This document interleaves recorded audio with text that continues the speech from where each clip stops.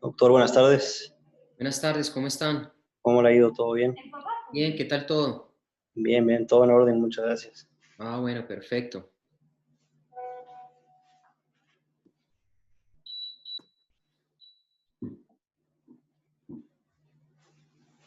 No sé si mientras entran los otros, si tenían preguntas o algo de la vez pasada. No, todo estuvo muy bien, muchas gracias. La Listo, clase estuvo muy perfecto. buena. Bueno, perfecto. De todas maneras, recuerden, cualquier pregunta que les quede o cuando regresen a leer. ¿Cómo está, doctor Mansur? Buenas tardes. Doctor, mire, una consulta. ¿Usted usa la glucometría para medir la vitalidad de los colgajos? No, No. no. Antes sí, eso no. Lo que hablamos la vez pasada, ¿no? O sea, lo más importante es saber los patrones de disección, la anatomía, una buena técnica quirúrgica y yo pienso que con eso es más que suficiente. Ya después de que uno se acostumbra a hacer esos colgajos de forma diaria o semanal o ya después se vuelve muy rutinario. Entonces, a veces uno ya ni piensa, sino que ya sí es, sí, como ya se vuelve muy común. Entonces, como les había comentado anteriormente, o sea, sí pueden haber otros exámenes y esas cosas, pero eso ya es más adicional y es más problemático. Ok, ok. Profe, yo tengo una pregunta. Buenas tardes. Andrés Villate, presidente de segundo año. Hola Andrés. Eh, Cuando se utiliza la sutura con doble aguja Sí. para anastomosis vascular, ¿sí? Ujú, ujú. Usted usa, pues primero se hace, digamos que 180 grados con una aguja y los otros 180 grados lo hace con la otra, o usted cómo lo hace. Buena pregunta. Generalmente las agujas, las suturas de doble aguja son para vasos ya mucho más grandes. Por lo general, todas estas agujas que vimos la vez pasada, las BB 130, generalmente esas, la gran mayoría vienen en una sola. Entonces, eh, lo que hace uno son los puntos separados, o sea, colocas el primer punto de 180, luego el otro en el 180 y pues si te alcanza toda la sutura, generalmente uno le tiene que alcanzar casi toda la sutura para hacer todo el vaso con una sola sutura, no hay necesidad de Ajá. las doble agujas. Obviamente a veces la sutura es un poquito más larga, pero habría que cortarla por la mitad y ¿sí me entiendes? Entonces yo pienso que con con una aguja simple ya es más que suficiente y uno técnicamente puede sacar toda la anastomosis sin necesidad de gastar más. Que recuerda que cada sutura de esas, entre más pequeña es muy costosa, especialmente empezando desde de 8,0 hacia arriba es carísimo. Entonces uno no puede, si me entiendes, gastar mucho material con Sí, eso. sí, señor. Ok. Bueno, buenas tardes a todos. ¿Cómo está? Gracias, Oscar, por tu compañía, por estar compartiendo con nosotros. Hoy comenzamos o continuamos el curso. Los Perfecto. estudiantes todos están ya presentes. Listo, muy bien. Entonces, nuevamente a todos, muy buenas tardes. Gracias por entrar nuevamente a nuestro programa de microcirugía.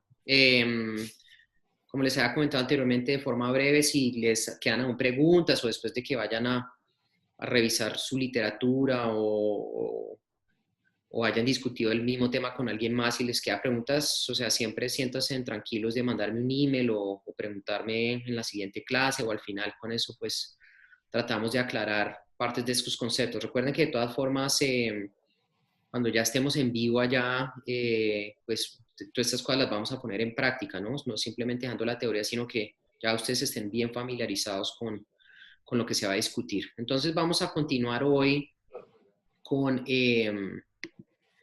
con lo que es otros temas de reconstrucción. En esta forma más específica vamos a hablar hoy de trauma facial.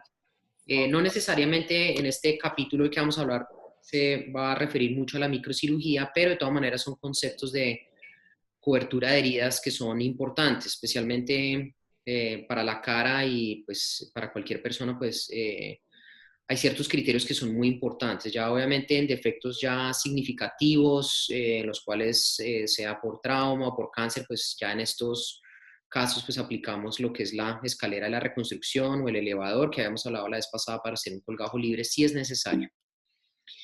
Entonces, vamos a ver los conceptos generales, las funciones principales cuando hay algún trauma de cabeza y cuello. ¿Qué es lo que nos tenemos que enfocar en proteger lo que es el sistema nervioso central? ¿Por qué? Porque pues obviamente pues es el que va a dar toda la parte de comando hacia el cuerpo y pues obviamente si hay exposición del cerebro, hay exposición de nervios principales, pues esto hay que requerir cubrimiento de inmediato. Lo otro, recuerden que nosotros como cirujanos plásticos o cirujanos reconstructivos,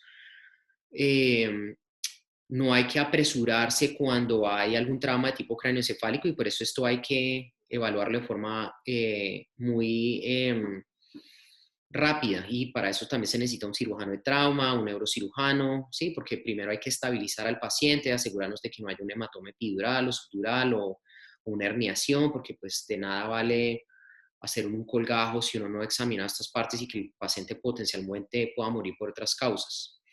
Las otras funciones principales, pues como ya lo sabemos, son el de mantener los órganos de la percepción y el oftálmico, la audición, el olfato. Entonces, pues estas también son cosas que hay que tener en cuenta. Estas funciones son muy especializadas y enfocadas hacia el cabeza y cuello, que es a diferencia de otras partes del cuerpo como la espalda o el abdomen, en el cual pues si hay cierto tipo de heridas, pues no requieren tanto un examen tan enfocado. Obviamente para el inicio de la digestión, para la respiración y como hablamos la expresión facial, que esto es importantísimo siempre, siempre que tengamos un trauma de tipo facial, antes de empezar a operar o antes de ni siquiera colocar ningún tipo de anestésico local, hay que examinar muy bien la función sensitiva, que ya son preguntas fijas de examen, lo que es el trigémino, las ramas, y la parte también más importante es del nervio facial, que es lo que nos va a dar por lo general y lo más importante es la función motora. Entonces, saber examinar esas partes es de suprema importancia porque si, por ejemplo, cerramos una herida y no supimos o durante un debridamiento y no sabemos que cierta rama del nervio facial no estaba sirviendo, obviamente puede generar problemas postoperatorios que pues o se falló el tener un examen adecuado o durante el reparo de debridamiento se pudo haber dañado alguna estructura. Entonces, por eso es que también en trauma cráneoencefálico es casi como regla el prohibir estar clampeando o colocando pinzas o para parar sangrados, porque esto puede, a veces cuando el trauma es muy severo, puede generar que no se identifiquen las estructuras de forma clara. Entonces uno no quiere ir a colocarle un clamp o suturar algún nervio cuando es algo distinto. Entonces, en cuanto a la etiología, pues los factores más comunes son el trauma por accidentes automovilísticos, esos generalmente son en pacientes jóvenes. Otros que pues vemos también es el trauma, ataques por animales, caídas, alguien cuando intento de suicidio, y por también actividades recreacionales, ¿sí? Cuando alguien sale a bicicleta o bungee jumping o lo que sea, pues generalmente pues también pueden estar expuestos a algún tipo de trauma facial. Pero por lo general los traumas por accidente automovilístico son los más comunes. Entonces por eso es que es supremamente importante que cuando lo llamen una urgencias a valorar una herida de tipo craneofacial, de cabeza y cuello, asegurarnos que en general el componente principal, lo primero es el ABC de la respiración, signos vitales y ya de últimas miramos qué está pasando con la herida en general. Entonces, por eso, qué pena, ¿una pregunta?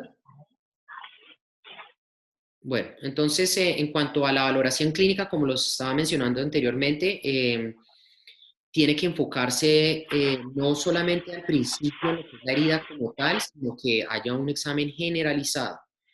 Es importante luego cuando ya nos enfocamos en la herida mirar la extensión, ¿sí? Qué tan profundo es, qué estructuras está expuesta. Si por ejemplo alguien tiene una laceración en la cara, simplemente no llegar y lavar y cerrar, pero hay que examinar por ejemplo el conducto de la parótida, el esternón, mirar los nervios en esta parte el facial, el trigémino.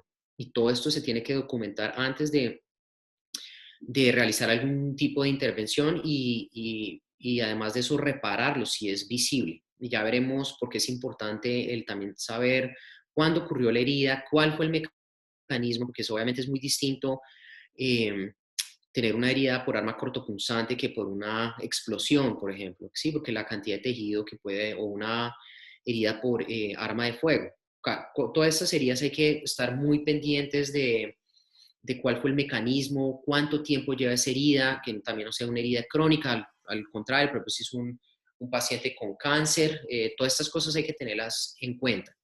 Y como lo había comentado anteriormente, generalmente todas las heridas de tipo traumático casi siempre vienen asociados con algún tipo de problema cervical o de hemorragia intracraneana. Entonces, por eso siempre, siempre, siempre tratar uno de descartar que haya algún tipo de este tipo de heridas de este índole, no simplemente pensar que no pasó nada y empezarle a mover el cuello al paciente y desafortunadamente, por ejemplo, causar alguna fractura y que el paciente quede cuadripléjico.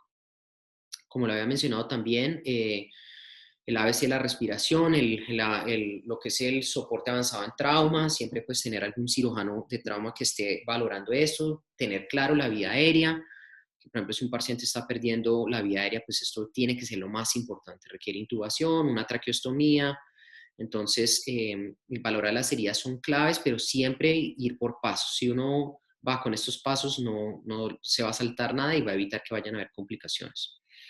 Entonces, dentro de las estructuras específicas que son críticas para el área de cabeza y cuello, es importante examinar el aparato lagrimal, ya que obviamente si también alguien tuvo una fractura nasoidmoidal o alguna fractura de seno frontal y estas cosas no se ven, obviamente ya van a tener complicaciones graves a más largo plazo. Por lo general, lo ideal cuando hay un tipo de herida de estas es tratar de mirar la anatomía de forma fresca, sí, que haya ocurrido muy cercano en el momento y no que el paciente llegue, por ejemplo, con una herida de seno frontal o meses después y con problemas de mucosa, infecciones, abscesos y lo mismo para el aparato lagrimal como tal.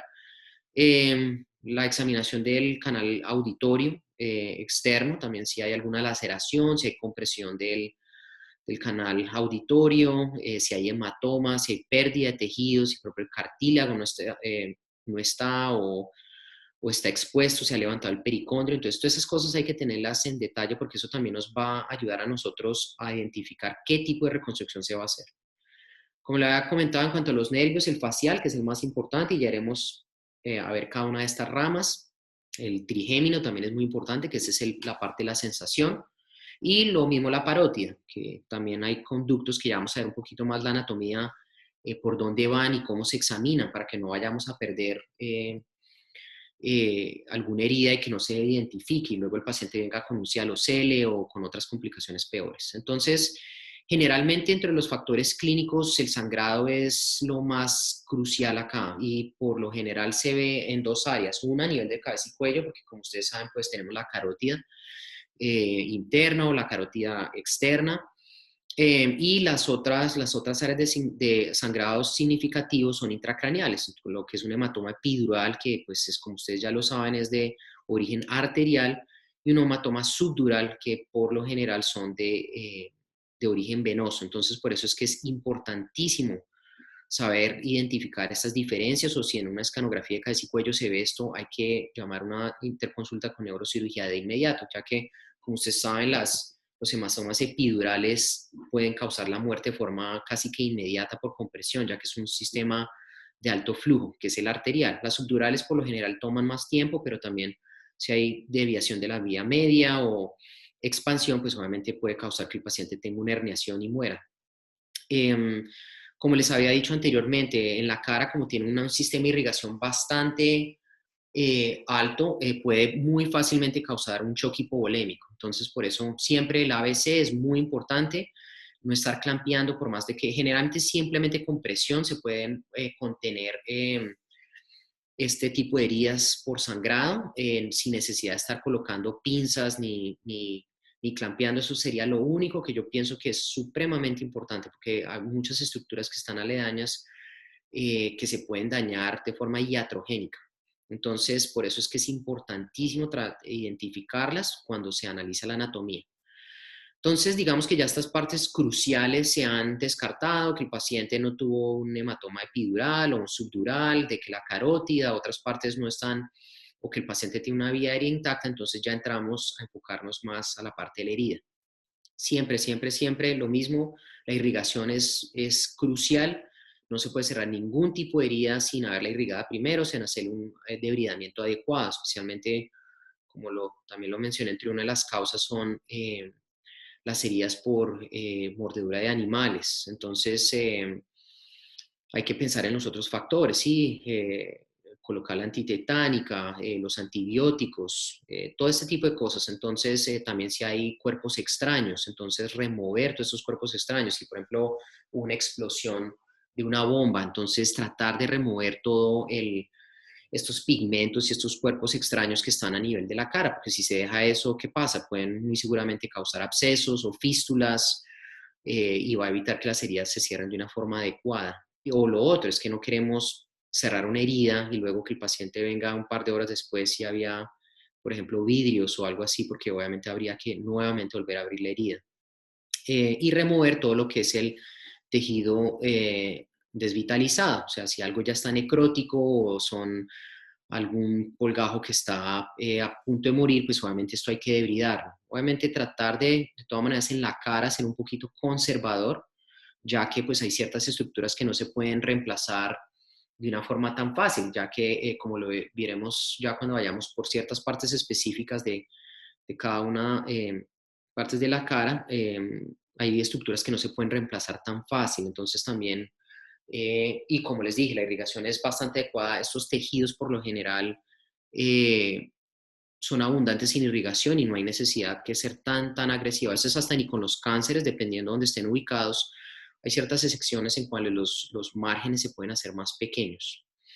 Y lo otro, como lo había mencionado antes, la profilaxis, los antitetánica, los antibióticos, dependiendo si es una herida abierta o tenía contaminación con materia fecal o con otro tipo de tejidos, siempre tener en cuenta estas causas.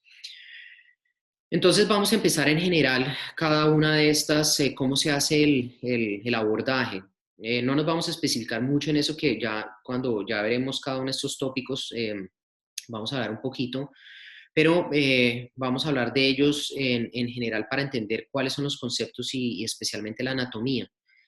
En cuanto a lo que es el cuero cabelludo, y ustedes ya lo saben, es supremamente irrigado, entonces hasta una laceración pequeña puede causar un sangrado significativo. Entonces, como ven acá en la mnemotecnia, esta es pregunta de examen, generalmente, pues ustedes ya también saben esto, es que pues en inglés ese cuero cabelludo lo hacen en ese sentido para que haya una mnemotecnia, la S, que pues es la capa más superficial, que es la piel, luego viene la C, que es de tejido conectivo subcutáneo, o sea, la grasa, como la ven acá, luego la aponeurosis fronto-occipital, que simplemente es la conexión de la fascia temporal superficial con el cuero cabelludo. O sea, como ustedes saben, por ejemplo, cuando le hacen a alguien un facelift, esta es la conexión básicamente del SMAS, que es el tejido que está a nivel de la cara, pero a nivel del cuero cabelludo es lo que se conoce como la aponeurosis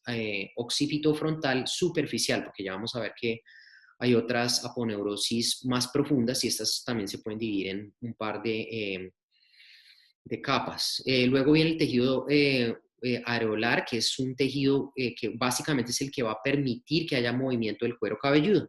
Esto es pregunta de examen, generalmente a este nivel es que se colocan los tejidos expansores. Entonces, si por ejemplo tenemos una herida que nosotros podemos cubrir con un tejido expansor, y ya hablaremos de eso más en detalle, a este nivel es que se colocan estos tejidos expansores. Lo mismo, cuando hacemos un avance de algún tipo de colgajo, generalmente lo queremos hacer a este nivel, ya que el tejido se puede movilizar, especialmente en la parte temporoparietal, va a ser muy fácil de movilizar y de expandir si necesita colocarse algún tejido expansor. Y ya por último viene la más profunda, que es la P, que es el pericráneo, que ya está básicamente sobre el hueso. Entonces, generalmente cuando hay este tipo de avulsiones o cuando hay una herida de cuero cabelludo, generalmente ocurre a este nivel subgaleal, o sea, acá, al nivel de la L. ¿Por qué? Porque es donde hay mayor movilidad. Entonces, cuando hay una herida y si entra más o menos a este nivel, es muy fácil que las estructuras se puedan disecar o rasgar o romper porque es un tejido que es fácilmente movible.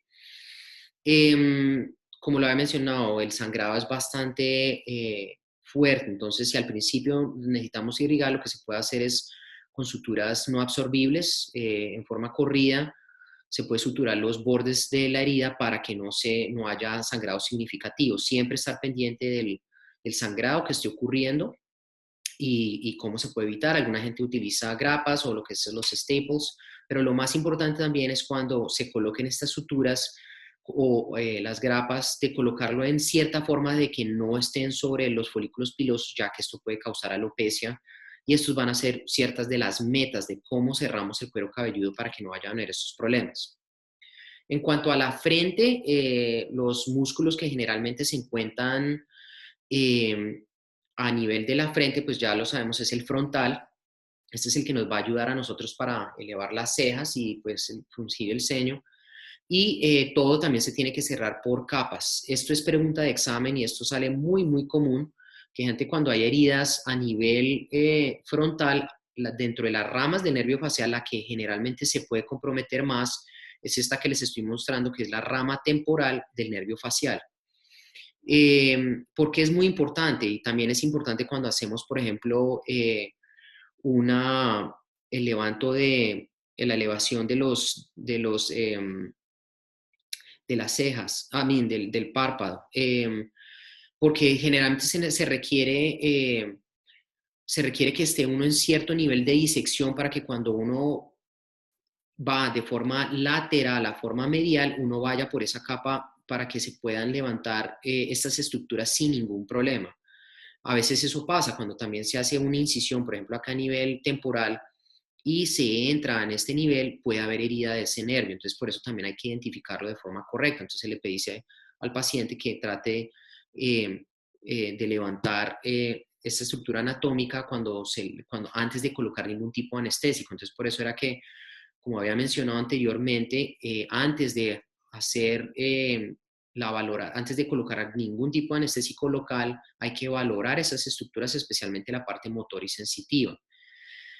Como lo ven acá, este es un corte de coronal. Como ya les había dicho, hay dos tipos de fascias. La fascia superficial temporal, que es esta que se ve acá, y la otra que es la fascia superficial, que es la fascia temporal profunda. Esta fascia temporal profunda, como lo ven acá, se va a dividir en dos, una superficial y una profunda dentro de esa capa profunda. Entonces, el nervio frontal que va acá, o que también algunos lo llaman el temporal, del nervio facial, va a estar entre la fascia superficial y la fascia superficial de la profunda. Entonces, así como se ve en este concepto puede ser un poquito complejo, pero por eso hay que leerlo de forma importante. Entonces, ¿por qué es clave esto? Porque si yo, por ejemplo, hago una incisión y me estoy a este nivel simplemente por debajo de la fascia temporal superficial, cuando yo diseque, voy a dañar este nervio. Entonces, el nervio, por lo general, acá como ustedes se dan cuenta, se vuelve superficial cuando pasa el arco cigomático. Entonces, por eso es que es importante tener en cuenta este tipo de disecciones o cuando esté la lesión para ubicarnos. Ya se ha descrito que ese es el triángulo de Pitangui, que generalmente es entre el canto lateral, entre la parte anterior acá lo que es el trigus, y acá en la parte superior se forma un triángulo que es donde va a estar esas ramas que pueden generar algún tipo de daño. Ahora, si por ejemplo tenemos laceraciones, eso es pregunta de examen, una forma muy fácil de saber si el nervio facial requiere reparo o no es, y ya lo veremos en una filmina más adelante, lo que hago es una línea vertical a nivel del canto lateral. Entonces, cualquier rama que esté por delante de esa línea imaginaria, por lo general no requiere reparo. ¿Por qué? Porque ya son ramas muy, muy pequeñas. Y por lo general, si hay un tipo de lesión a este nivel, también no va a haber ningún déficit de tipo motor. o sensitivo. Es muy raro. Bueno, sensitivo puede haber, pero no motor. ¿Y por qué? Porque muchas de esas ramas, como ustedes se dan cuenta acá, están interconectadas. Entonces, al trazar esa línea acá de forma vertical a nivel del canto lateral, cualquier rama que esté por delante de esto o anterior, por lo general no requiere reparo. Entonces, si hay que cerrar este tipo de laceraciones, siempre hay que reparar el músculo, asegurarnos de reparar también la piel por capas. Por lo general, como ustedes ya lo saben, las suturas que hay que utilizar a nivel más profundo tienen que ser de tipo absorbible, y ya la piel se pueden generalmente con suturas como monofilamentos no absorbibles. Y importante para tener un buen resultado estético, estas suturas no hay que dejarlas por lo general más de 5 días. Entonces, eso también son preguntas de examen: cuánto tiempo se dejan estos puntos, y por lo general no más de 5 días para que no deje ningún tipo de cicatriz. Aquí, como estamos viendo en las cejas, esto es otras heridas que por lo generalmente se encuentran muy comunes en el trauma craneofacial. ¿Qué es importante esta estructura acá? Es de que es única. O sea, el reemplazar este tipo de piel que tiene folículos pilosos a este nivel es difícil. Entonces, cualquier laceración, si no está o no se repara esto de forma adecuada, o se colocan puntos de forma isquémica, va a hacer que los folículos pilosos donde esté la laceración vayan a morir. Entonces, la persona se le va a notar esta cicatriz un poco más obvia. A estos niveles también es muy importante valorar lo que son las ramas del trigémino, lo que es el supratoclear o supraorbital, porque esos también nos van a ayudar a sensación en esta área. Entonces, irrigar, lavar bien la herida, como les estaba diciendo anteriormente, descartar que no haya heridas en otro lado, por ejemplo a nivel de los ojos, o que haya una fractura aquí a nivel del seno frontonasal. Entonces, estas cosas son importantes, y cerrar todo, como lo había mencionado anteriormente, por capas. Tratar de valorar, antes de colocar algún tipo de anestésico local, las ramas del facial y las ramas del trigémino. Estas son preguntas muy, muy importantes. Y obviamente tratar de alinear estas estructuras de la mejor forma posible para evitar que haya, como dicen, escalones entre un borde de la herida y la otra, y que pues la deformidad estética no sea tan significativa. Por eso es que es muy importante también, como lo había mencionado anteriormente, preguntar la historia de trauma. Si esto, por ejemplo, fue una herida cortopunzante, es muy distinto que si fue un accidente automovilístico. Por lo general hay que descartar que no haya una herida de seno frontal, especialmente ubicados a este nivel. ¿Por qué? Porque si se falla, puede que se genere un mucocele o una infección, un absceso, y el paciente pueda requerir ya una intervención quirúrgica un poco más grande. A nivel de los párpados, especialmente el párpado superior, vemos que la anatomía es muy, muy específica, y hay que saber manejar estos conceptos también de forma muy clara. Entonces, este es un corte sagital en el cual vemos el músculo orbicular de los ojos, y este orbicular va a tener varias funciones. Hay unas funciones que son que el paciente puede controlar, y otras que son, o sea, entre voluntarias e involuntarias. O sea, vamos a encontrar lo que es la piel, tejido celular subcutáneo, el músculo, y este septum es muy, muy importante. Este septum generalmente es el que se va a tener que hacer una incisión en el caso de una blefaroplastia, para poder remover algunas de esas de las bolsas grasas o los fat pads que se encuentran a este nivel. Ya después, siendo un poquito más profundo a nivel de las capas, vamos a encontrar este músculo, que es el músculo elevador del párpado superior. Este, como se dan cuenta, tiene un tendón que se va a extender y va a tomar esta otra estructura que se llama acá, que es el tarso. El tarso es el que le va a dar la estructura al párpado superior. Hay ambos tarsos, el tarso superior y el tarso del párpado inferior. Pero de la forma en que este párpado se va a elevar es por contracción de este músculo del elevador del párpado superior. Entonces, por eso también cuando un paciente venga con una herida a nivel del párpado superior, hay que valorarla para que uno no vaya simplemente a cerrar la piel y luego el paciente tenga un párpado caído. Luego, hay otro músculo, ya si esto llega hasta la laceración, llega a ser un poco más profunda, que este es de músculo liso, que es el músculo de Müller, y esto es pregunta de examen. Generalmente, estos músculos se van a ver afectados cuando hay, por ejemplo, colocación de sustancias como el Botox, que como ustedes ya saben es a nivel de la parte glabelar o del frontal, y cuando se coloca de forma inadecuada, esto puede por lo general migrar y llega a estos músculos y los puede paralizar. Entonces hay sustancias que pueden bloquear esta parálisis que son antisimpatéticos para ayudar que el paciente pueda elevar el párpado de forma adecuada. Entonces, siempre que las heridas sean un poco más profundas, siempre por lo general también requieren un examen oftalmológico. Entonces es importante que el oftalmólogo en urgencias venga, revise que no haya una laceración de córnea, que no haya alguna otra herida profunda. Entonces por eso es muy, muy importante este diagrama, para que ustedes entiendan cuáles son las fases, cuáles son las capas de del ojo, esta parte anatómica. Entonces, siempre valorar la piel del paciente que abra, cierre el ojo, cómo está la sensación. Por ejemplo, si vamos a examinar el trigémino, que la rama B1 del trigémino, que es el oftálmico, esté correcta, que el paciente tenga sensación. Cuando tengamos que cerrar, por ejemplo, el paciente tenga ya una laceración interna, porque fue algo profundo de la conjuntiva, o evitar de que los puntos estén en contacto con la córnea, porque obviamente esto va a acelerar y el paciente va a sentir esto como un cuerpo extraño.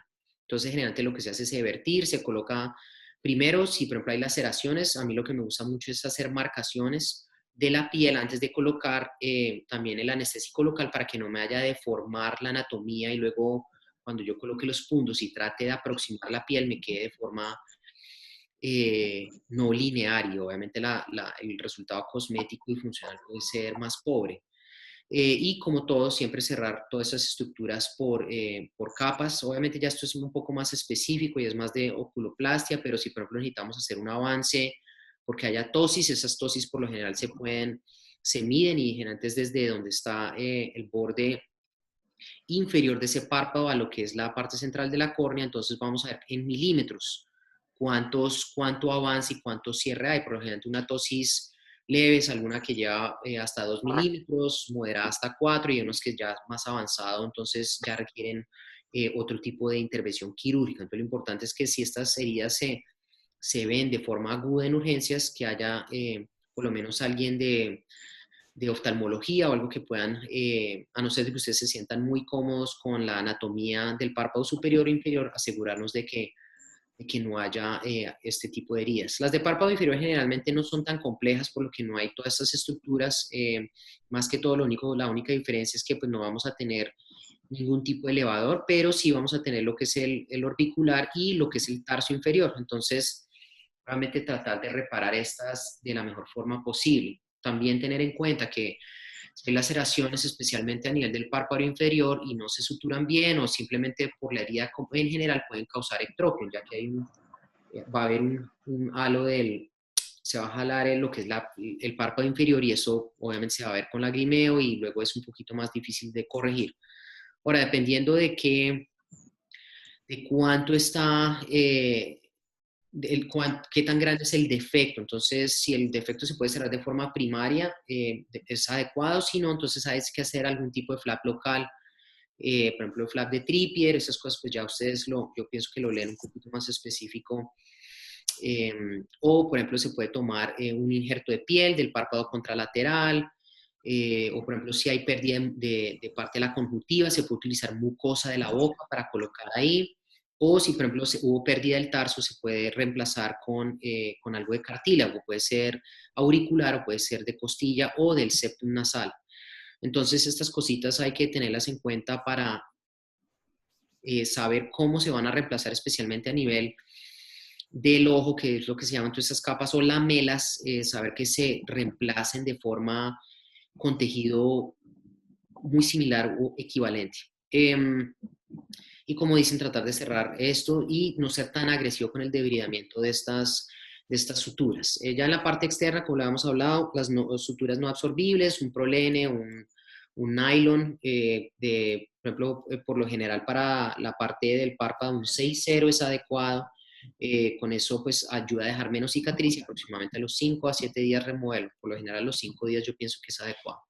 Entonces, este es un ejemplo, un paciente con herida de la parte superior, fue un accidente automovilístico. Por ejemplo, acá fácil que hay que descartar. Por ejemplo, si fue un trauma por accidente automovilístico, como lo mencioné, por ejemplo, una escanografía de cabeza y cuello. ¿Por qué? Queremos asegurarnos de que el seno maxilar no tenga heridas. de que aquí el conducto lagrimal también esté intacto. Y ya les mencionaré cómo hacemos para examinar ese tipo de heridas también. Obviamente esto ya es un poquito más avanzado y pues no es parte tanto de la reconstrucción microquirúrgica, pero es importante saber manejar al paciente en general. Hay que asegurarnos de que la visión esté intacta, de que en la pupila no esté miótica, que haya algún tipo de compresión del nervio oftálmico, que no haya fractura también del piso de la órbita, que haya entrapamiento de los músculos, porque eso también son indicaciones de llevar a alguien urgente a cirugía. Que alguien tenga diplopia, bueno, no es tan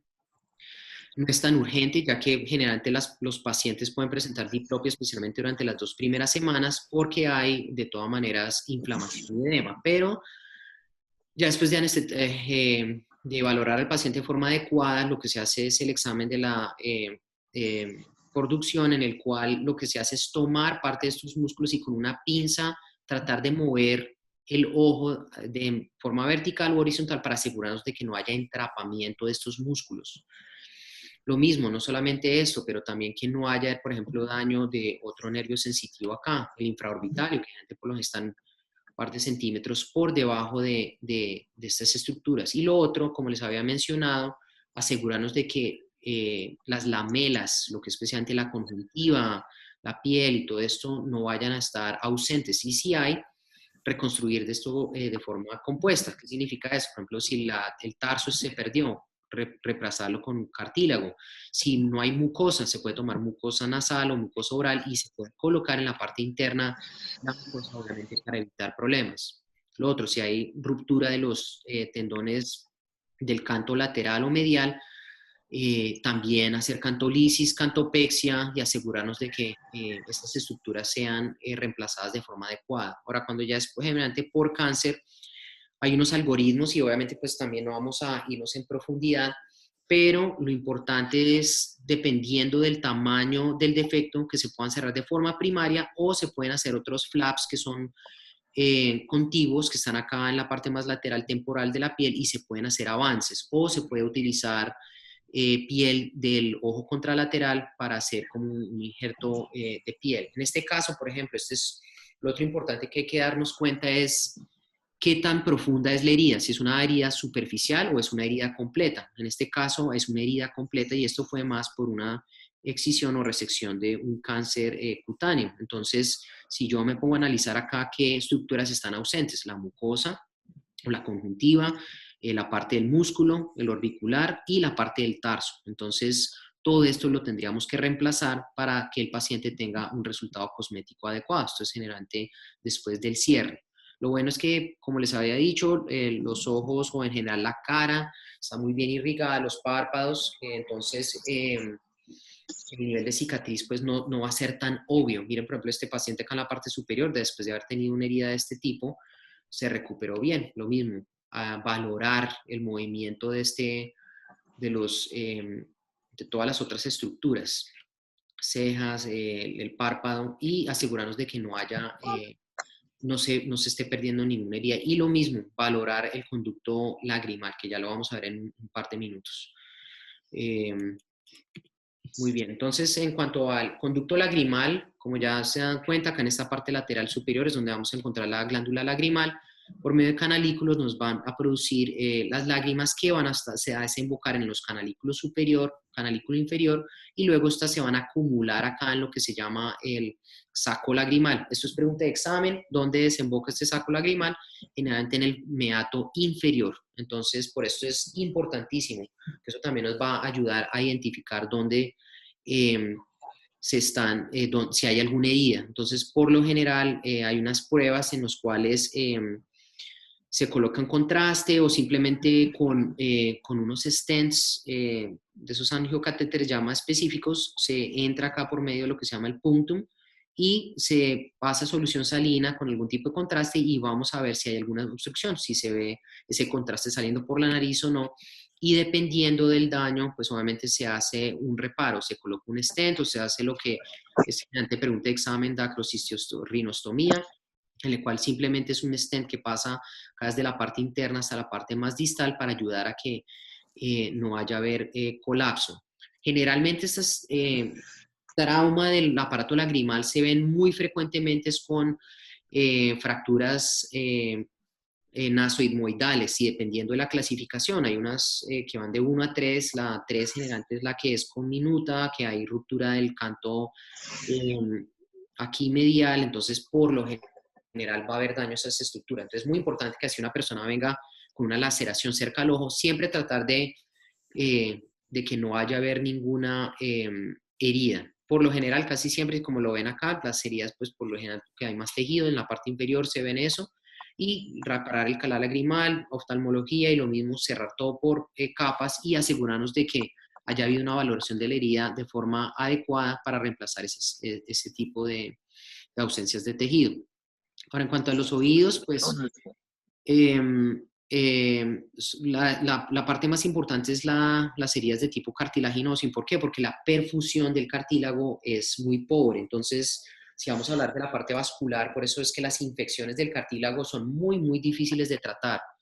Entonces, lo mismo, hay que tener mucho cuidado con el debridamiento. Si hay cartílago, obviamente, que está muerto, tratar de preservar lo que se más pueda.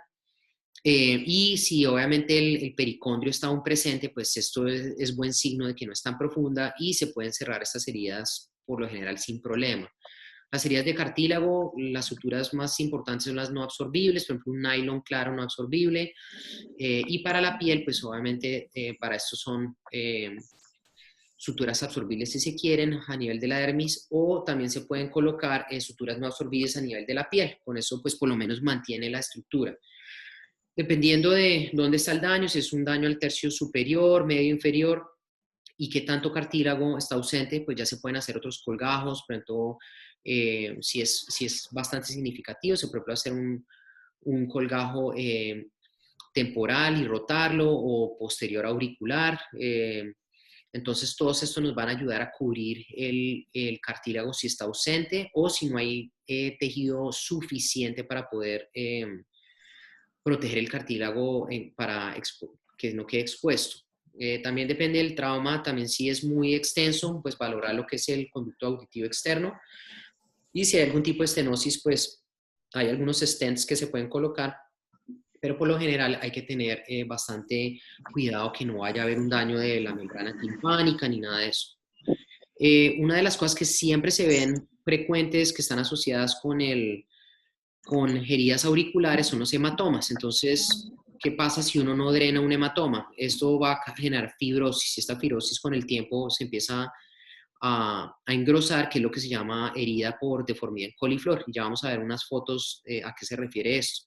Entonces, siempre que hay un hematoma, drenarlo. No hay pregunta alguna. Se hace una incisión, se drena y luego se puede colocar un apósito que esté con presión, para que evitar de que haya este tipo de acumulación de sangre debajo de la piel, porque si no va a causar estas heridas. Y lo mismo, cerrarlo por capas, evitar de que pues haya una sobreposición de la parte epidérmica, y dependiendo de si hay cartílago no ausente, cubrirlo con tejido que esté aledaño, con estos colgados que hablamos anteriormente, y dos, o con algún injerto de piel, pero por lo general es importante saber que el pericondrio esté presente. Entonces, por ejemplo, estas son las estructuras las clásicas de lo que es la anatomía del oído. Entonces, para los recientes que son más los primeros años, pues el hélix, que es todo esto, la escafa, que es esta parte, tiene un cruz que es el superior, la escafa que está acá, entre lo que es este pliegue del hélix. El antihélix es la otra conversión hacia la parte más medial, y luego acá esto es que se va a dividir este antihélix en lo que es el cruz superior e inferior, y esta parte más interna que es la fosa triangular. Ya más profunda acá tenemos estas dos conchas, esta que es la concha Simba y concha Cabo, y ya más acá vamos a tener el trago, el antitrago, y por la parte más inferior va a ser el lóbulo. Entonces, dependiendo también de qué estructuras estén ausentes, pues se piensa qué tipo de colgados se pueden utilizar. Por ejemplo, si sabemos que obviamente no hay ningún folículo piloso acá a nivel del oído, si vamos a utilizar si hay algún tejido de tipo, si vamos a utilizar algún colgajo con tejido piloso, pues obviamente eso hay que evitarlo, porque si no, obviamente va a haber crecimiento de folículos pilosos acá a nivel auricular y que no se ve bien. Esta es la deformación del cartílago en coliflor, que era lo que les estaba comentando anteriormente. Esto es muy común que se ve, por ejemplo, en boxeadores o gente que hace lucha libre, porque hay bastante trauma. Entonces eso es muy, muy común. Entonces, ¿y por qué esto pasa? Porque generalmente la sangre nunca se drenó, se dejó acumular y esto es lo que va a llevar a estas deformidades. Estos ya son otro tipo de laceraciones, ya un poco más, podemos ir desde una laceración lineal, vertical, en la cual no hay mucha profundidad. Por ejemplo, acá nomás a simple vista se puede ver de que es un poco más superficial, entonces en este caso no hay ruptura de cartílago ni nada, entonces simplemente suturas interrumpidas con monofilamentos no absorbibles, yo pienso que sería una buena indicación, antibióticos y también colocar ese tipo de vendajes que causen compresión, porque así no se ve un hematoma acá, por lo general estas heridas están asociadas con algún tipo de sangrado subcutáneo que va a generar la deformidad en coliflor. Estas ya son heridas ya un poco más profundas, pero lo bueno de esta herida es que aunque es irregular, es más lineal y no se ve tampoco ausencia de ningún componente del oído. Entonces fácilmente esto se puede avanzar. Las suturas del cartílago, como lo había mencionado anteriormente, se pueden utilizar con nylon claro, o sea que por si acaso llega a haber extrusión del nylon, no sea tan obvio, que es una de las complicaciones más frecuentes, por ejemplo en una autoplastia. Y ya la piel como tal se cierra pues con nylon ya el normal de color negro, un prolene que se puedan observar y por lo general, como les había mencionado anteriormente, un 5-0 yo pienso que estaría adecuado en esta área. A veces lo que les digo, hay que valorar muy bien también los bordes de la herida, que no vayan a haber tejido que esté necrótico. Por lo general yo diría que ser un poquito más conservador con las partes de la cara, ya que es difícil llegar y de forma agresiva eliminar este tejido porque luego no va a haber cómo cubrirlo. Entonces ya se tornaría entre una deformidad ya más significativa. A nivel de la nariz, lo mismo, hay que pensar que lamelas son las que están ausentes. Como sabemos, igual que los párpados, hay varias capas, piel, cartílago y la parte más interna que es la mucosa. Dependiendo de que esté ausente y como lo habíamos visto, por ejemplo, anteriormente, si es algo muy superficial y pequeño, se pueden hacer estos colgajos bilobares o nasolabiales, o ya si es un caso muy, muy significativo, como este se pueden hacer es lo que son los colgajos frontales. Entonces, simplemente acá, basado en lo que es la arteria supratroclear, se hace una disección total hasta el nivel del periósteo y estos colgajos se rotan para cubrir toda esta estructura. Entonces, se pueden generar, eso requiere varias etapas y también dependiendo de qué estructuras estén ausentes. Si no hay cartílago, si por ejemplo aún tenemos el septum, pues el septum se puede utilizar para ayudar a reconstruir las otras partes que estén ausentes, y si todo por el trauma se perdió, pues se pueden utilizar a nivel de cartílagos costales o auriculares y pues esto puede darnos muy buenos resultados. ¿Qué es importante? Siempre, siempre el examen interno de la mucosa. ¿Por qué? Porque lo que generalmente más se ve asociado con este tipo de heridas son los hematomas de mucosa. Entonces, lo mismo que hay que hacer, si uno no drena este hematoma, ¿qué va a ocurrir? Va a haber una perforación del cartílago por presión, por necrosis. Entonces, siempre hay que examinar la parte interna nasal, asegurarnos de que no haya fracturas. Si las fracturas se pueden reducir ahí de forma inmediata, pues generalmente va a haber menos fibrosis, obviamente pues va a haber un sangrado que puede ser significativo, pero esto generalmente va a dar muy buenos resultados. Y en cuanto a la mucosa, lo mismo que hablábamos con el oído, hay que drenarlo. Y si hay que colocar algún tipo de sutura, pues generalmente van a ser suturas absorbibles. Un cromado yo pienso que está adecuado para este tipo de áreas. Y obviamente, dependiendo de lo que haga falta, pues reemplazar la mucosa o reemplazar el cartílago o la piel. Entonces, esto es muy, muy importante. Lo otro también, recordemos, como hablamos de las fracturas, las nasoetmoidales generalmente están asociadas con un daño profundo acá de los cantos mediales y el tendón medial. Entonces, esto hay que tener en cuenta también cuando estemos valorando un paciente para dar una reconstrucción de forma adecuada.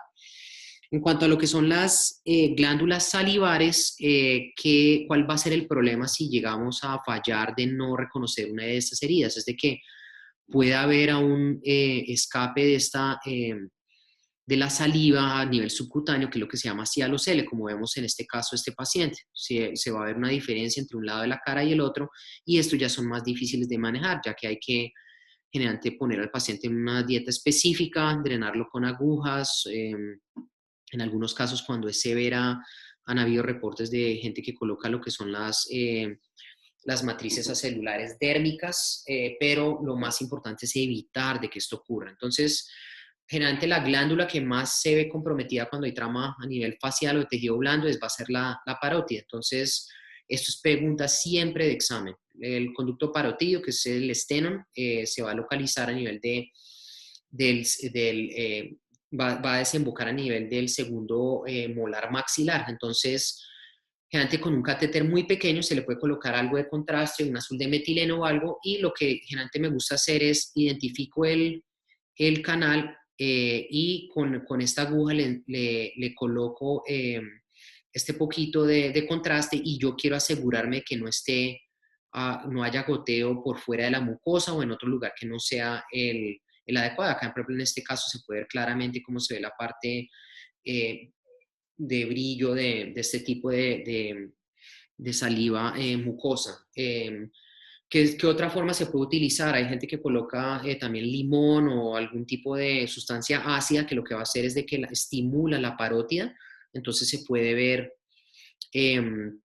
la secreción parótida si está saliendo en un lugar que no sea el adecuado. Entonces recuerden, esto es muy importante siempre valorar estas heridas, especialmente aquí a nivel de la parte anterior o medial de la cara. Y obviamente repararlo, eso se repara sobre un stent con formas microquirúrgicas, con suturas absorbibles, y asegurarnos de que no se vaya simplemente a no diagnosticar. Otro tipo de heridas también son glándulas submandibulares, generalmente son ya más por trauma a nivel de cuello o por fracturas también a nivel de la mandíbula. Entonces es importante también asegurarnos de que no haya daño de este tipo de glándulas. En cuanto al nivel de reparo de los labios, también hay varios algoritmos.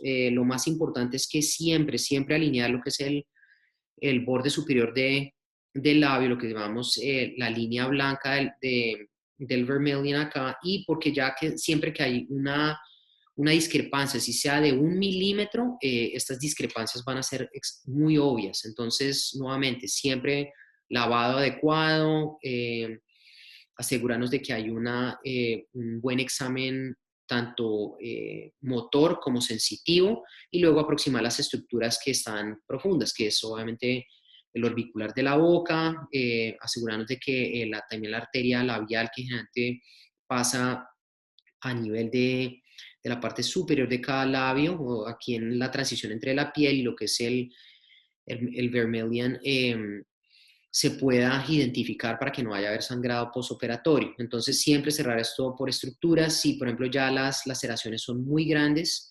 entonces, generalmente casi hasta un 50% de los labios de cualquier tipo de herida se pueden cerrar de forma primaria. ¿Cuál sería el problema de todas maneras de cerrar una herida bajo tensión? Es de que se puede generar una especie de estenosis a nivel de la boca. Entonces, obviamente, esto también se quiere evitar.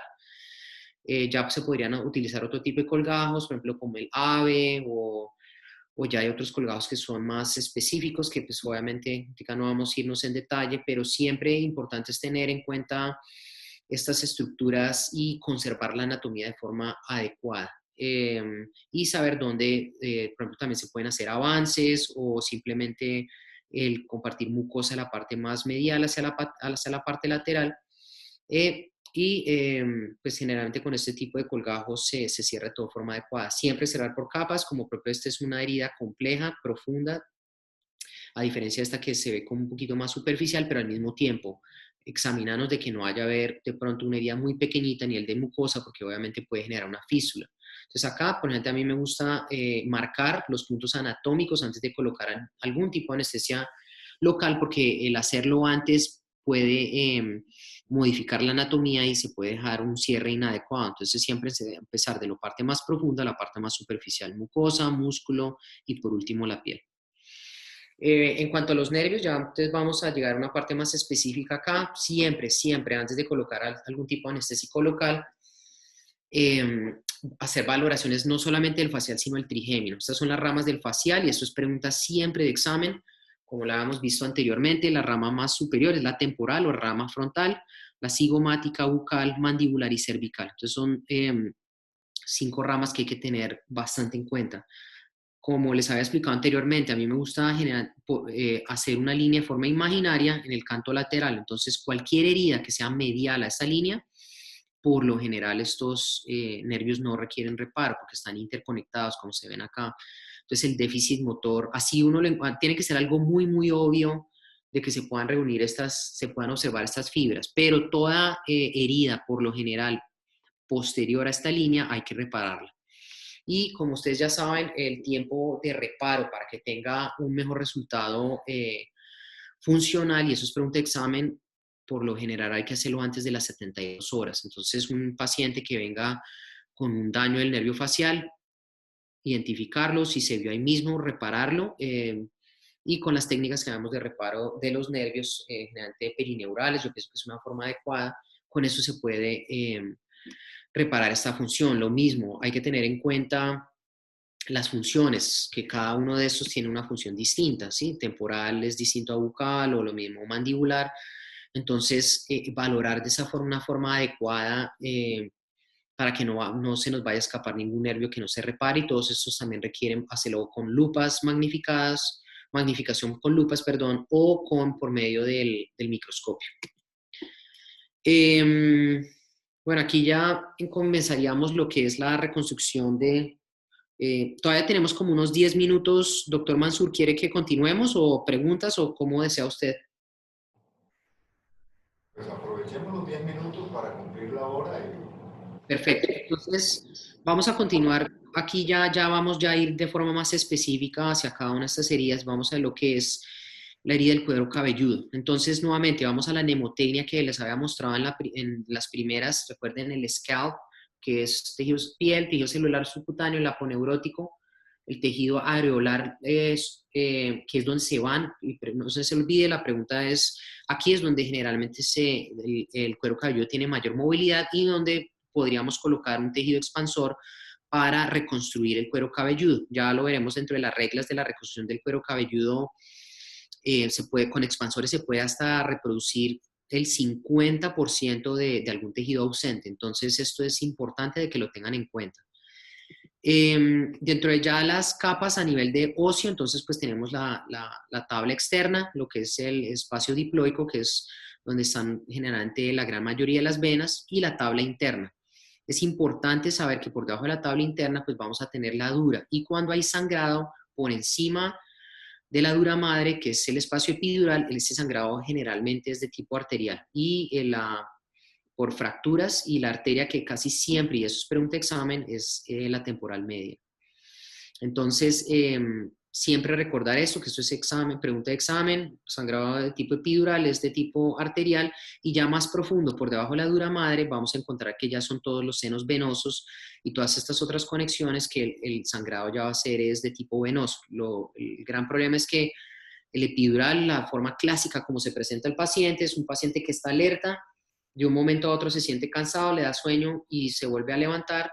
En eso siempre hay que sospechar algún tipo de sangrado epidural, que el paciente generalmente puede morir si es significativo en horas. Y el subdural ya es un poquito más crónico, toma más tiempo, porque como obviamente ustedes ya saben, el sangrado venoso pues, toma más tiempo, pero lo mismo, lo grave es que pueda haber un movimiento lateral de la línea media y pueda causar herniación del paciente. Esta filmina es supremamente importante, que esto es pregunta de examen.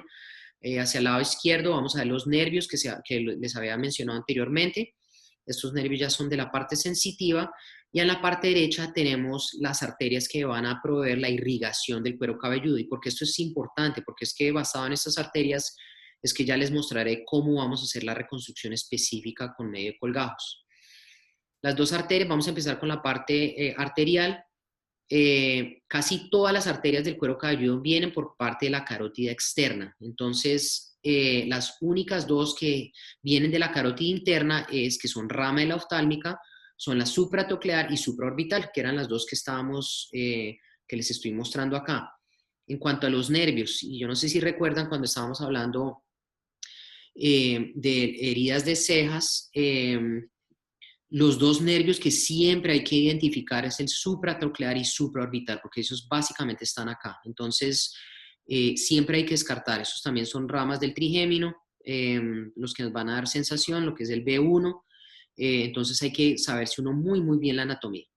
Dentro de la otra parte arterial que vamos a tener, el resto de las arterias, como les había mencionado, vienen de la carótida externa. Una de las ramas terminales es la temporal superficial, que era la que les había comentado, que es la que está más asociada con los hematomas. Y vemos otro tipo de arterias, las cigomático-temporales, la auricular posterior y la occipital. Entonces cuando les mostraré un tipo de colgajos, vamos a basarnos de que por lo general cuando se haga un colgajo de forma extensiva esté basado en alguna de estas arterias. La arteria que con más frecuencia se usa de arteria recipiente para hacer un colgajo libre para reconstrucción de cuero cabelludo es la temporal superficial. Entonces eso también que lo tengan bastante en cuenta. Ya en cuanto a la parte sensitiva, vemos estos otros nervios, cigomático temporal, los auriculares, que son los que le van a dar inervación a la parte superior de los oídos, los occipitales posteriores, que es lo que es, como su nombre lo dice, la parte posterior occipital. Entonces, por eso es siempre importante valorar la parte tanto sensitiva como motora de los pacientes cuando tengan algún tipo de estas heridas. Entonces, porque como nuevamente les había dicho, hay que saber muy bien esta irrigación, porque basado en la irrigación y ya sabemos de dónde vienen estas arterias, podemos hacer los colgajos para reconstrucción del cuero cabelludo de forma más adecuada. Entonces, de la rama anterior, como la hemos visto, de la carótida interna tenemos la supraorbital y supratroclear. Por ejemplo, cuando un paciente tiene una herida de nariz extensa, utilizamos el colgajo frontal para cubrir la nariz basado en estas arterias. Hay frontal y hay paramediano frontal, entonces, pero por lo general con el Doppler se identifican de forma muy fácil. Las partes laterales, que es lo que del cuero cabelludo, que es el territorio más largo de todos, la temporal superficial, como les dije, es una de las ramas terminales de la carótida externa. Esta rama generalmente entra en mucho espasmo con trauma, entonces a algunas personas les gusta utilizar algún tipo de calcio antagonistas, pero no es que se necesite todo el tiempo. Con estas sustancias que vamos a hablar la vez pasada, papaverina, lidocaína, se pueden utilizar para evitar el vasoespasmo de estas arterias cuando se presente. Y ya la parte posterior son territorios ya un poco más pequeños, que son las arterias occipitales, y estas todo también son de la carótida externa, entonces por eso es que es importante tener esto. Esta es una filmina un poquito ya más densa, pero es simplemente para hablar de los nervios. Toda la parte sensitiva tenemos el trigémino, y las divisiones también de los nervios cervicales espinales y el plejo cervical.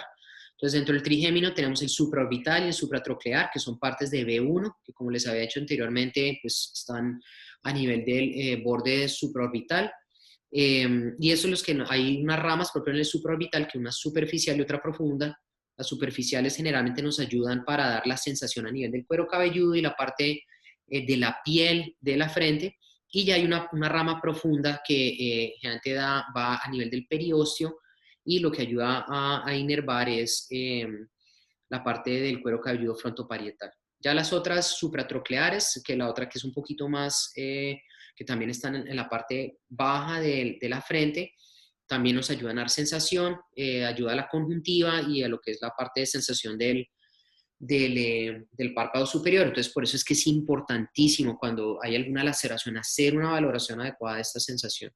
Y ya las otras ramas, cigomático temporal o auriculotemporal, como les había dicho, ya más es para la parte más lateral de las cejas, y en la parte auriculotemporal, pues para la sensación, la parte sensitiva auricular. Y los otros nervios que son posteriores, que son los occipitales menores y mayores, estos por lo general son los que se han visto en los últimos estudios, que sirven mucho para cuando se hace resección para lo que son pacientes con migraña crónica. Entonces, es importante saber dónde están ubicados, por dónde salen, y, ya que estos generalmente forman parte de los pacientes con migraña. Acá nuevamente, pues obviamente repetición, como hemos hablado, la rama frontal. No se les olvide repasar muy, muy bien la anatomía, el triángulo de Pitangui, por lo que habíamos discutido anteriormente y por qué nivel va para no, cuando se haga una incisión no se vaya a uno muy profundo, muy superficial, que pueda haber daño de este tipo de estructuras. Entonces, nuevamente, para algunos de estos, la vascularidad pues va a ayudar a lo que es la reconstrucción auricular y a la reconstrucción temporoparietal en estas áreas. Entonces, en cuanto a qué son las metas de la reconstrucción, yo pienso que esta podemos dejar como la última filmina, simplemente para ya comenzar la otra semana y hablar más a profundidad, es de que todas las heridas se hagan de forma con cierre sin tensión, ya que esto generalmente puede o haber pérdida del cuero, de los folículos pilosos, o puede dejar una cicatriz muy marcada. Siempre, siempre valorar la parte sensitiva y motora sin falta alguna. Mantener lo que es la forma, tanto ósea como la parte de los tejidos blandos. Siempre descartar de que no haya una herida más profunda a nivel cerebral o a nivel óseo. Y tratar de mantener a nivel del cuero cabelludo la simetría de los párpados, de las cejas, y a nivel de la parte anterior del cuero cabelludo, que es lo que las personas por lo generalmente más se quejan. Y como lo habíamos mencionado anteriormente, protección de la parte interna que va a ser del cerebro y de sus capas. En cuanto a los principios también, pues obviamente reemplazar tejido con tejido similar, pues obviamente porque no se puede hacer un colgajo, por ejemplo, ya de forma primaria, si no hay necesidad, porque a veces dependiendo de donde se traiga ese colgajo libre, pues no va a tener folículos pilosos, entonces obviamente la persona va a quedar con un defecto. No solamente se puede cubrir la piel, pero no va a tener, estéticamente no se va a ver bien. Entonces, por eso tratar de utilizar tejido adyacente, y por eso es que hice énfasis 2 veces en cuanto a lo que es la vascularidad del cuero cabelludo, para que cuando hagamos colgajos se puedan utilizar basados en estas arterias. Tener en cuenta lo que es ese tejido alveolar libre o en la región parietal, que es donde, como lo había mencionado también anteriormente, es la de mayor movilidad. Entonces eso también nos va a ayudar a tener en cuenta de dónde esté la herida y cómo podemos hacer estos avances. Y por último, cuando no hay alguna urgencia y se puede utilizar los tejidos expansores, esto nos va a ayudar de forma muy, muy adecuada, ya que se va a poder cubrir estas heridas con tejido que es similar. Se puede proteger los folículos pilosos. En algunos casos, si el defecto es muy grande, pues tratamos de mover lo que es la parte posterior del cuero cabelludo hacia la parte anterior, porque estéticamente pues es la que siempre se va a dar cuenta de una forma más fácil. Y como lo anteriormente lo expliqué, las expansiones por lo generalmente pueden llegar a cubrir hasta un 50% de estas fallas del tejido. Entonces acá ya para culminar, pero este es un paciente, lo mismo, mira, esto fue una herida se quemó este paciente, entonces mira la cantidad de tejido que se perdió, la cicatriz. Recuerden dónde es que se va, en qué capa es que se colocó este tejido expansor, y miren que con el tiempo, miren cómo se puede avanzar los folículos pilosos y el cuero cabelludo para volver a recrear lo que es la línea anterior del pelo. Como todo, siempre pueden haber complicaciones, infecciones, extrusiones de los expansores, pero generalmente es una técnica muy buena, especialmente cuando no hay ningún tipo de urgencia, como en este caso. Este paciente fue alguien crónico que vino con esta herida ya desde hace mucho tiempo y simplemente quiso que se le tuviera una mejoría estética. Y ya en la próxima clase veremos cómo se hacen las incisiones, cómo se coloca para que sea un poquito más claro para ustedes. Pero bueno, más o menos ese es lo que vimos hoy de estas generalidades. No sé si tengan algún tipo de pregunta o inquietud.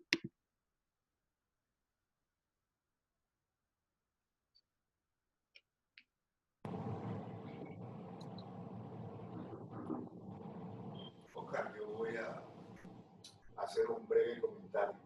Sí, doctor. De 2 minutos. Esto es para los residentes. Oscar le habló a ustedes y les citó en 2 oportunidades durante la conferencia del triángulo equitativo.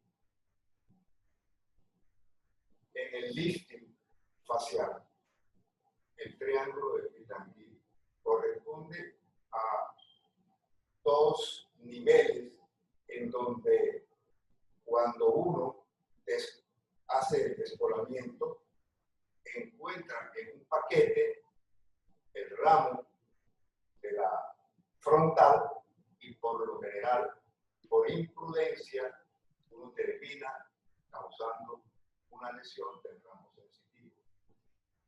Por lo tanto, en cirugía reparadora y en cirugía estética, el triángulo que comentaba el doctor Oscar es muy importante a tenerlo en cuenta. Esa es la importancia de ese triángulo, tanto reparadora como estética. Correcto. ¿Alguna pregunta, por favor, para el doctor Oscar?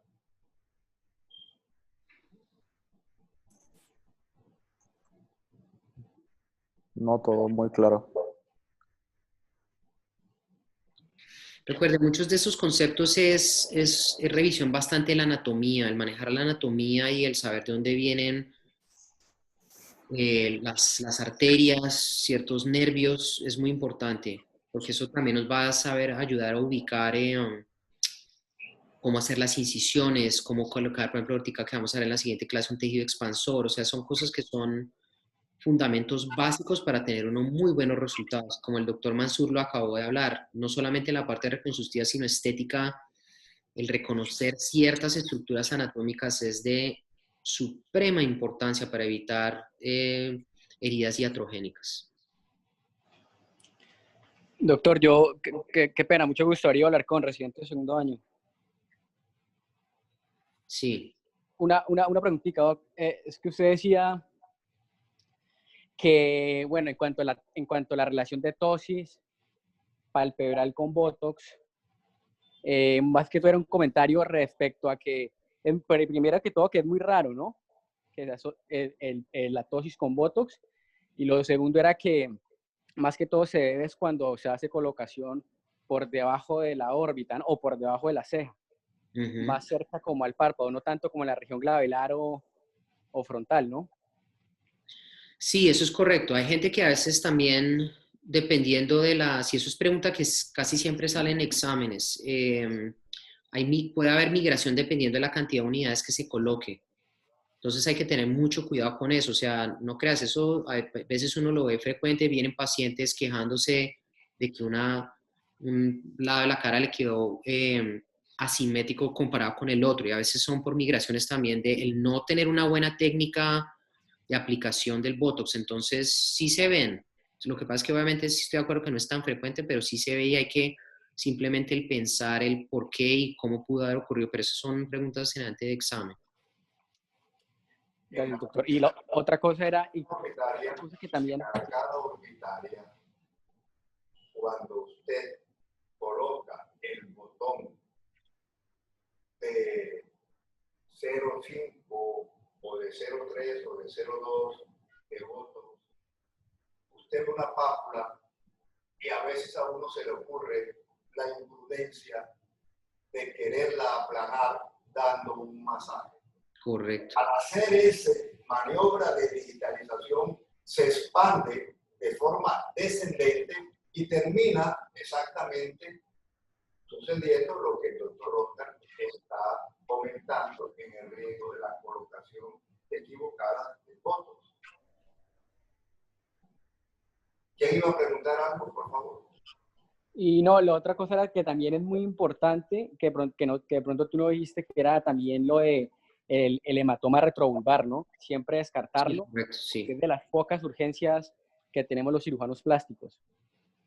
Es verdad, sí, eso, compresión del nervio oftálmico o que hay un entrapamiento generante del recto inferior del globo ocular. Esas son indicaciones de urgencia para un paciente que tenga trauma craneofacial. Aún, por ejemplo, una indicación quirúrgica de reparo del piso orbital, generalmente son defectos mayores de 2 milímetros, pero esos también no se requieren de operar de forma inmediata, a no ser de que haya un entrapamiento de los músculos. Pero sí, hematomas retrovulvares, compresión del nervio oftálmico o entrapamiento muscular es indicación de cirugía inmediata. Recuerden todos los residentes, trauma craneofacial, pendiente el concepto de tiempo lúcido. es muy importante para las lesiones epidurales, los hematomas epidurales y sudurales. Tiempo lúcido es muy importante, no ser apresurados en la toma de una decisión, ya sea de fractura de mandíbula, maxilar superior o todavía fractura del piso de órbita. Podemos esperar, como acaba de decir el doctor Oscar. Es muy importante eso. A ver, Villate, ¿alguna pregunta?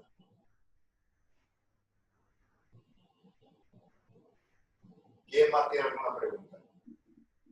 Doctor Oscar Francisco López, reciente segundo año. Hola, Francisco. Ahorita estaba mencionando que usted traza una línea en la parte del canto lateral y que generalmente lo que está hacia medial de ese punto generalmente no se tiene que reparar. Una pregunta, si se tiene alguna herida que está en la parte más medial y al hacer la valoración clínica se ve que hay alguna alteración de la movilidad, ¿usted explora o amplía más las incisiones como para buscar si hay algún defecto del nervio o simplemente hace la reparación y espera a ver cómo evoluciona la lesión? Sí, esa es muy buena pregunta. Por lo general, estos estudios anatómicos han mostrado que las ramas nerviosas del facial mediales a esta línea son muy, muy pequeñas y es muy, muy raro tener un déficit funcional. Obviamente, si tú estás explorando, yo no pienso que haya necesidad de tener que abrir una herida más simplemente por abrirla para explorar. Pero si cuando estás lavando y dentro de la herida quirúrgica se observa que ves los dos bordes del nervio ahí, pues obviamente sí, yo lo repararía, ¿sí? Pero es muy raro poder ver unas ramas ya tan pequeñas, porque ya a este nivel ya van a estar muy de forma intramuscular y es muy difíciles de ver. Lo que pasa es que más lateral a esta línea, ya estas ramas sí son bastante grandes y son muy obvias. Entonces, por eso es que, por ejemplo, ahorita que el doctor Mansur está hablando del lifting, cuando se hace un facelifting hay que tener muchísimo cuidado, especialmente cuando se hace una técnica por debajo del SMAS, porque los nervios pueden estar expuestos, se pueden dañar y en esos casos, si se llega a ver la herida de forma inmediata, se repara. O sea, si tú llegas a ver, así sea de forma medial, ves de forma obvia los dos bordes del nervio, sí, se repara, pero es muy difícil. Las ramas son muy pequeñas y como es también acá en la caricatura, estas ramas ya más mediales se comparten, entonces así tengas un daño, las otras ramas que se están uniendo o interlazando pueden ayudar a que no haya un déficit notorio de la funcionalidad. Gracias, doctor. Esa zona, Francisco, es una zona muy interesante, en donde después del borde libre de la glándula parótida, aproximadamente hay unos 3 a 4 centímetros en donde está el ramo bucal superior y el ramo bucal inferior. Llegando aproximadamente a nivel de la bola de Bichat, se conjugan esos dos ramos y forman entonces el llamado plexo bucal. El plexo bucal, como explicó el doctor Oscar, son estructuras muy delicadas, plexiformes, que se interdigitan y realmente en cualquier momento cuando tú ves un pequeño desvío, con el tiempo se compensa. Esos ramos no son de tratamiento quirúrgico por su complejidad. Igual que el plexo cervical superficial, que es también plexiforme y ayuda mucho en la parte sensitiva de la parte de mandíbula hacia abajo. Ok, gracias, doctor. Doctor, y también también hay muchos artículos que hablan ahí de la plasticidad, ¿no? De la plasticidad de esos dos nervios, tanto el cigomático como el bucal, ¿no? Sí, De correcto. que pueden regenerarse. Sí, correcto. Y por eso también, por ejemplo, cuando alguien tiene una herida de nervio facial, hay estimuladores, porque tú también quieres ver qué ramas, por más de que, digamos, tú tengas ya el colgajo de piel levantado, los nervios todos estén expuestos, siempre se estimula al paciente para ver qué nervios se está reparando, que a veces uno ve ramas, pero son tantas que es difícil a veces uno saber qué rama está estimulando qué. Entonces, por ejemplo, cuando se hace esto y el paciente está bajo anestesia general, se le dice al anestesiólogo que no le dé paralíticos para que uno pueda valorar siempre. Eso es otra cosa que de pronto no mencioné. Cuando alguien está, digamos, ya bajo cirugía, se le pide al cirujano, al anestesiólogo, que no le dé paralíticos al paciente para que yo pueda, de forma más precisa, valorar cada una de estas ramas. Hay unos estimuladores en los cuales uno toca las ramas y uno ve si el paciente cierra el ojo o si mueve la boca, o sí, entonces estas cosas son importantes. Con todo cariño, doctor Oscar, vamos a hacerle un obsequio que consiste en una diapositiva del nervio facial. Muchas Nosotros gracias. tenemos una publicación sobre nervio facial en trauma. Son unas diapositivas muy bonitas, inclusive con un esteno, una glándula parótida accesoria. Sí. Vamos a obsequiársela porque realmente pues le ayudaría mucho en la excelente presentación que usted hizo. Bueno, muchas Francisco, gracias, Mansur. entonces queda pendiente conmigo para entregarle ese material en obsequio al doctor Oscar. Gracias, muy amable. Francisco. Sí, doctor. Ok, puede contar con eso. La otra cosa, Oscar, que quería comentar es lo siguiente. Ya conseguimos los 2 microscopios. Ay, qué bueno. Pero tenemos problemas en traerlo. Entonces, estamos buscando un puente y creo que este jueves próximo llega a Estados Unidos y de ahí estamos viendo cómo nos llega hasta acá. Perfecto. Pero ya fueron comprados, los 2 microscopios ya fueron comprados para esta parte. No hemos encontrado todavía, no hemos podido comprar, Amazon no nos permitió comprar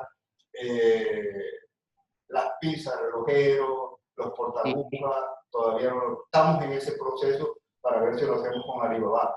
Bueno, perfecto. Sí, me parece. Ya los 2 primeros ya están. No, excelente. Y lo otro que les iba a comentar era que Ortica estaba mirando unos modelos de microcirugía sin necesidad de hacer ratas, sino con piernas de pollo y se les canula. Ya después les voy a mandar el protocolo, que me parece que eso nos ahorraría el tener dinero y dos, tener animales. Y esto se hacen con un dye, con una tinción, y ya les voy a mandar el protocolo. Y precisamente lo mandé pedir. La Universidad de Wisconsin se inventaron ese protocolo y es muy fácil, y para el entrenamiento de los residentes en microcirugía es perfecto. No se requiere cosas avanzadas. Entonces, yo pienso que para nuestra parte de entrenamiento vamos a utilizar estas piernas de gallina para hacer la microcirugía. Aquí hemos utilizado las patas de gallina contra la voluntad de los residentes. Todos ellos han hecho tenografía, han hecho disecciones, y ellos saben manejar. Y hemos utilizado también otros tejidos de la parte del cartílago del pecho de pollo. Sí. Ellos tienen experiencia ya sobre el manejo de eso y sería muy, muy interesante.